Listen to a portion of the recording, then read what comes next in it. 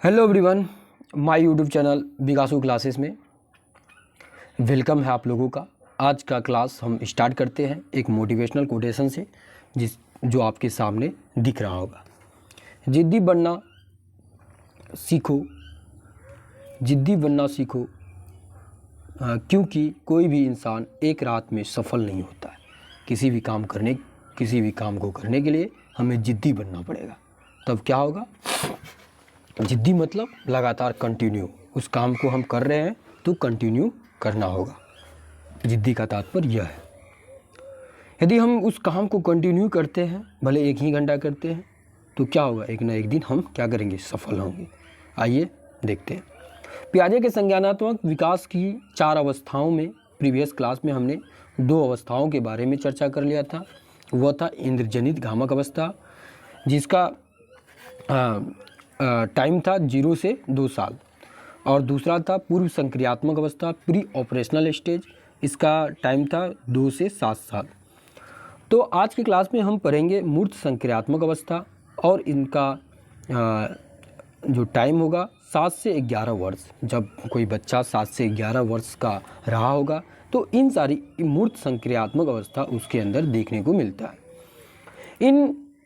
आज की क्लास में मूर्त संक्रियात्मक अवस्थाओं पर विशेष से चर्चा करेंगे, और चौथा पढ़ेंगे हम लोग अमूर्त संक्रियात्मक अवस्था, फॉर्मल ऑपरेशनल स्टेज। इसका जो टाइम होगा 11 से 15 वर्ष होगा। चलिए बिना टाइम को वेस्ट किए हुए क्लास को आगे बढ़ाते हैं। आइए देखते हैं मूर्त संक्रियात्मक अवस्था। इनका जो उम्र है 7 से 11 साल है। Concrete operational stage. इन अवस्थाओं की सबसे पहला विशेषता है मूर्त वस्तुओं का तार्किक चिंतन। इस अवस्था में बच्चे क्या करते हैं, जो उसके सामने कोई वस्तु है उसके विषय में वह क्या करते हैं, तार्किक चिंतन करने लगते हैं। मतलब जो सामने में है उसके बारे में कुछ तार्किक चिंतन करना मूर्त वस्तुओं का तार्किक चिंतन कहलाता है। इस अवस्था की दूसरी विशेषता है संरक्षण। संरक्षण का तात्पर्य है कि बच्चे के अंदर जो है कम और बेसी का जानकारी होना। मतलब बच्चे के अंदर क्या होता है कि जैसे वो ग्लास वाला पढ़े थे, तो क्या है, यह ग्लास है, इसमें सेम वैल्यूम है, यह ग्लास छोटा है, मगर दोनों में क्या है, पानी है। बच्चे इस ग्लास को पकड़ रहे थे इससे प्रीवियस वाले अवस्थाओं में। लेकिन इसमें क्या होता है बच्चे के अंदर संरक्षण का ज्ञान पूरा हो जाता है। मतलब बच्चे क्या करते हैं, उसके प्रत्येक पहलू को देखते हैं कि बच्चे क्या करते हैं, संरक्षण में क्या करते हैं, उनके सारे पहलुओं को ध्यान में रखते हैं और तब डिसाइड करते हैं कि हमको क्या करना है। जैसे ग्लास का भी एग्जांपल लीजिए, तो इसमें बच्चे क्या होते हैं, बच्चे के अंदर समझ पैदा हो जाता है कि ये दोनों लंबे वाले ग्लास और जो चौड़े वाले ग्लास में दोनों में क्या है, सेम वाटर है। इस अवस्था में बच्चे के अंदर यह ज्ञान हो जाता है। बच्चे के अंदर तीसरा विशेषता है, बच्चे के अंदर क्लासिफिकेशन आ जाता है। बच्चे क्या होते हैं, बच्चे जो है किसी चीज़ को क्लासिफिकेशन कर पाते हैं, वर्गीकरण कर पाते हैं। कहने का मतलब है, माचिस का तिल्ली का उदाहरण लिए थे, एक छोटा था, एक 5।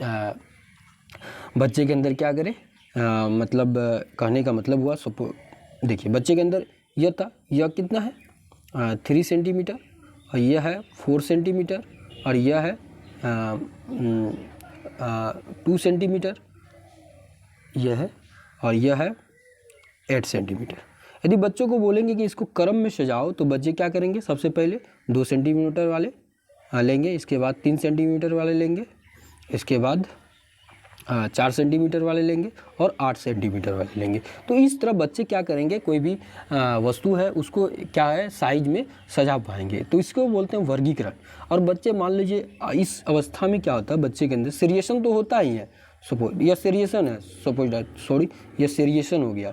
वर्गीकरण का करने का मतलब है कि हम जो है ना, जैसे आम हो गया, सपोज दैट यह आम है, यह सेब है, आम और सेब को मिला दिए, तो क्या हुआ, बहुत सारा आम और सेब को मिला दिए। बच्चों को बोले छांटने के लिए, तो बच्चे क्या करेंगे, 2 टोकरी दे देंगे, 2 बास्केट दे देंगे।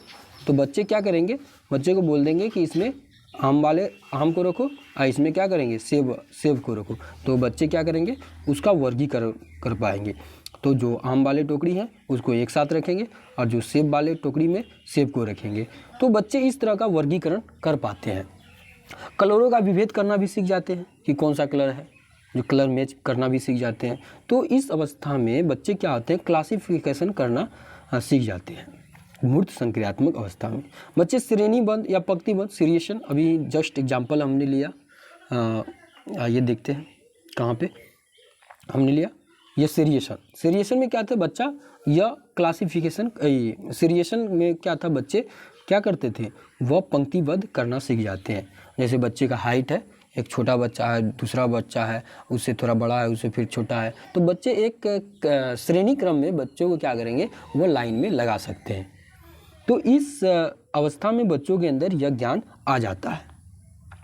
आइए दूसरा देखते हैं, इसमें आइए दूसरा है विचारों की उत्क्रमणिता, रिवर्सिबिलिटी। बच्चों के अंदर पलटाव का ज्ञान आ जाता है। बच्चे के अंदर क्या आता है, पलटाव का ज्ञान आ जाता है।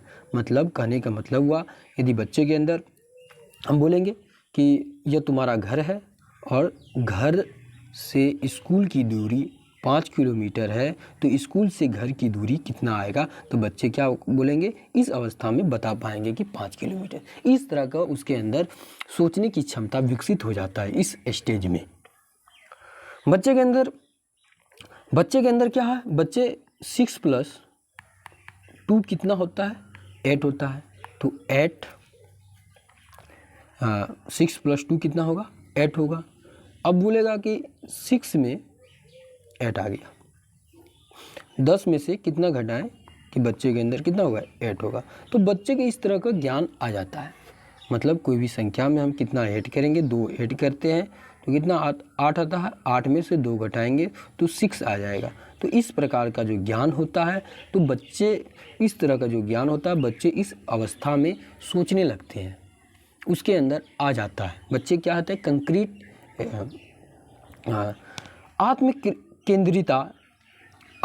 ईगोसेंट्रिज्म। बच्चे के अंदर क्या होता है कि बच्चे इस अवस्था में क्या होते हैं कि आत्मकेंद्रिता, अपने जो विचारों को सत्य मानते थे वह मानना बंद कर देते हैं। बच्चे के अंदर यह ज्ञान आ जाता है कि जो हम सोच रहे हैं वैसा ही सब सोच रहा है। इस तरह का ज्ञान क्या होता है, छूट जाता है। मतलब इस तरह का जानकारी उसके अंदर आ जाता है। एस्पेक्ट अदर पर्सपेक्टिव, विकेंद्रीकरण का प्रारंभ। बच्चे के अंदर क्या होता है, इस स्टेज में बच्चे के अंदर क्या होता है, विकेंद्रीकरण का प्रारंभ हो जाता है। बच्चे कोई भी एस्पेक्ट को हर एक पहलू से देखकर उसे डिसाइड करते हैं। मतलब कहने का मतलब हुआ कि हर तरफ से सोचना। बच्चे क्या होते हैं, कोई भी चीज़ है उसको हर तरफ से सोचना क्या कहलाता है, डिसेंट्रेशन कहलाता है। क्या कहलाता है, विकेंद्रीकरण। विकेंद्रीकरण सॉरी, बच्चे क्या करते हैं, विकेंद्रीकरण। तो बच्चे इस स्टेज में क्या होते हैं, किसी भी पहलू को हर तरफ से सोचने का नॉलेज आ जाता है। वो किसी भी चीज़ को हर पहलू से सोचते हैं, हर एक पहलू से सोचते हैं। आइए देखते हैं आगे।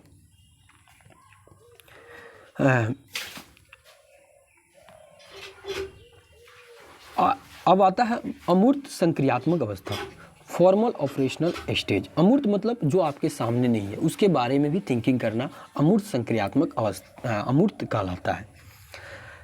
इस अवस्था की सबसे पहला विशेषता है कि परिकल्पनात्मक निगमनात्मक चिंतन करना।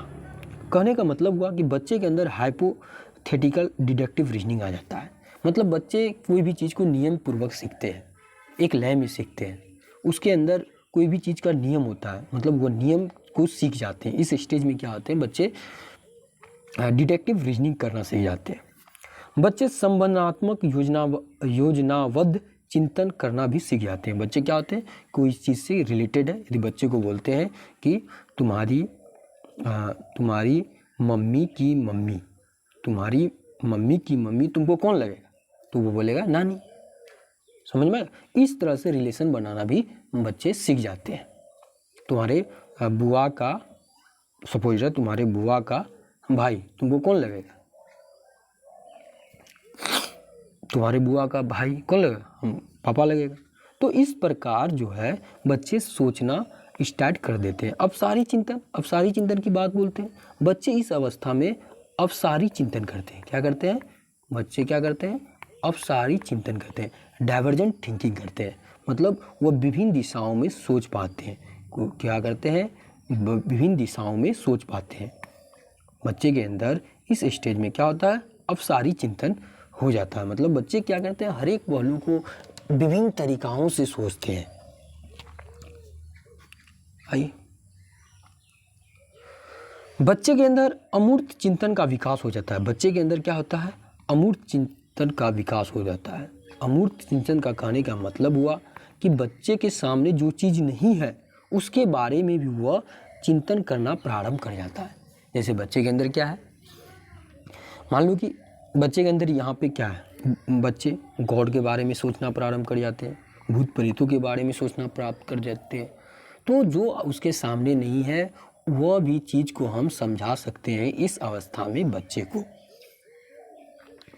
मान लो यहाँ से यहाँ से दिल्ली की दूरी को समझाना है, तो यहाँ से हम घर बैठे मैप में उसको हम दिल्ली का नक्शा भी दिखाकर दिल्ली के बारे में पूरा जानकारी दे सकते हैं। तो बच्चे इस अवस्था में अमूर्त चिंतन का विकास हो जाता है। तो आज के क्लास में हम इतना ही सीखे और आइए क्विक रिवीजन कर लेते हैं, पहला देख लेते हैं। तो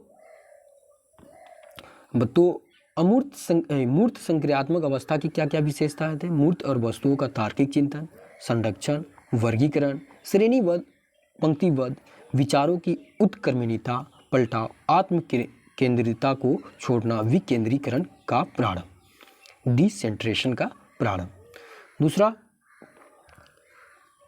दूसरा था बच्चे के अंदर, दूसरा था क्या था,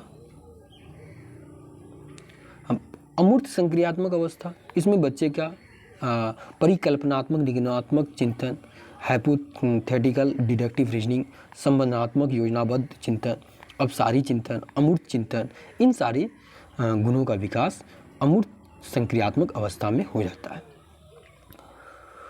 वीडियो अच्छा लगा तो लाइक कीजिए, कमेंट कीजिए और अपने दोस्तों को शेयर कीजिए। विकासू क्लास को सब्सक्राइब करना ना भूलें।